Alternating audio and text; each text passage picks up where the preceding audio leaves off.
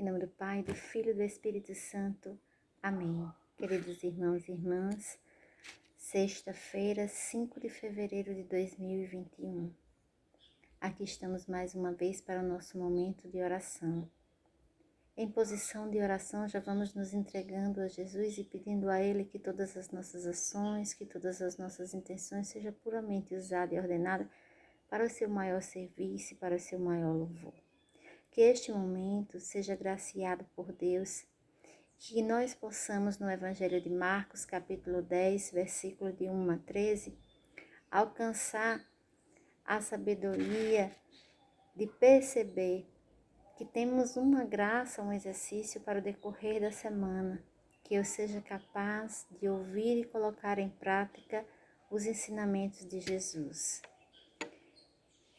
Então vamos ver o que o Santo Evangelho nos diz e que Jesus vai nos colocando tudo o que nós necessitamos para que este momento seja graciado, que a oração seja o bálsamo para que eu alcance toda a misericórdia de Deus.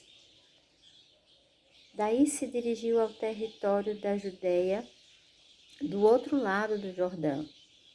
Novamente o povo acorreu a ele, segundo seu costume os ensinava. Aproximaram-se alguns fariseus e, para pô-lo à prova, lhe perguntaram: pode um homem repudiar sua mulher? Respondeu-lhes: quem vos mandou Moisés? Moisés permitiu escrever a ata do divórcio e repudiá-la. Jesus lhe disse: porque sois abstinados? Moisés escreveu semelhante preceito, mas no princípio da criação, Deus fez o homem e a mulher, e por isso o homem abandona seu pai, sua mãe, une-se à sua mulher, e os dois se tornam uma carne, de modo que já não são dois, mas uma só carne. Portanto, o que Deus juntou, o homem não separe. Entrando em casa, perguntaram-lhe de novo os discípulos sobre o assunto, e ele lhes diz: quem repudia sua mulher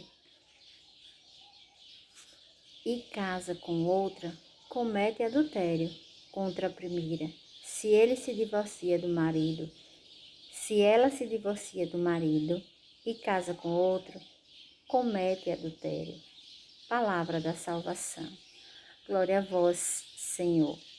Meus irmãos, minhas irmãs, é notório nessa passagem do Evangelho que mais uma vez os fariseus pôs Jesus à prova. Mais uma vez os fariseus vêm testar Jesus com algo como se quisesse provar que naquele momento Jesus não teria respostas sábias. Nós vamos percebendo que eles buscam uma brecha para tornar o divórcio uma ação comum naquele meio que eles estavam vivendo. Observe que Jesus, com muito cuidado, com toda a autoridade que ele tem, ele vai mostrar que não veio para mudar a lei, e sim para reafirmá-la. Eu vejo que os fariseus, eles distorcem os fatos, eles distorcem aquela situação, onde Jesus afirma que Moisés escreveu aquela ata porque eles eram abstinados, ou seja, que eles eram endurecidos, que eles rejeitavam a palavra de Deus. Moisés não disse que Deus autorizou o divórcio. Moisés talvez tenha sido tão pressionado naquele momento que fez com que eles entendessem e compreendessem, diante da ação escrita por Moisés, que o divórcio se tornaria uma ação comum. eu vou observando que essa ação, essa forma do ser humano ser tão endurecido, eles fecham brechas e não permite a abertura do coração para compreender que Deus criou o mundo, um casal de homem e mulher para a procriação, tornou os fecundos, ele tornou uma só carne. E quando Deus torna homem e mulher uma só carne, e no momento daquele matrimônio, você vai percebendo que o casamento é uma aliança de Deus com o homem. E esse momento quando se faz essa aliança entre Deus e o homem, ela é eterna. Vocês observam que com toda autoridade, o casamento é um sacramento. E por ser um sacramento, você observa que os fariseus não dão importância para isso, o que não é muito diferente da humanidade. A gente tem que entender que a integridade de um matrimônio é a abertura dos corações para seguir todos os ensinamentos de Jesus e tornar a sua família, né, um sacrário santo, um berço para a procriação. Então, se vocês... a gente vai observando que não é com essa dureza do coração que nós vamos nos aproximar de Deus. A dureza dos nossos corações faz com que nos afastemos e percamos as oportunidades que Deus vai criando para nós. No nosso entorno é muito comum agirmos de forma humana, mesquinha, egoísta, hipócrita. Quantas vezes nós julgamos o outro, quantas vezes nós não conseguimos ouvir o outro, quantas vezes nós esquecemos de sentar, de ouvir, de conversar e de encontrar soluções para não dissociar, não deixar que o casamento se dissolva e fazer a bondade de Deus. Quantas vezes nós esquecemos que nós fomos criados em imagem e semelhança de Deus e temos que ter, no mínimo do mínimo, amar o outro como eu amo a mim mesmo, cuidar do outro como eu cuido de mim mesmo.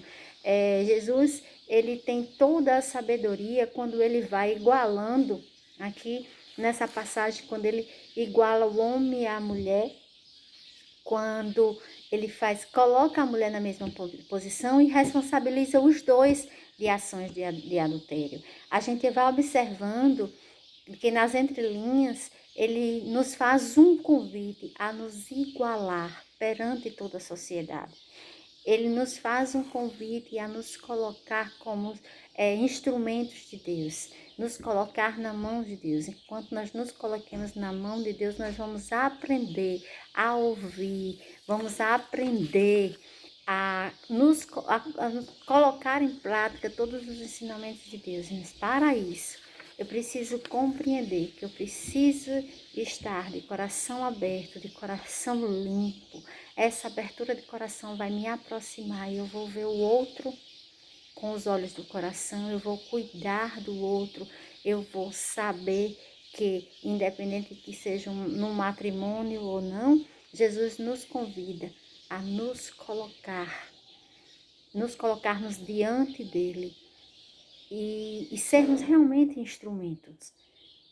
Se eu tenho essa abertura para praticar através dos ensinamentos de Deus, eu terei uma abertura para compreender e ver o outro como filho amado de Deus, porque é assim que Deus quer, que nos vejamos como filhos amados e que sejamos sempre instrumentos e que tenhamos sempre a sabedoria de nos igualarmos em meio a essa sociedade tão desumana e tão desigual. Aqui fica um convite, faça sua oração, anote em seu caderno, reflita o Salmo 94 e 95 e aproveite cada momento e se coloque nos braços de Deus. Fique em paz e até breve.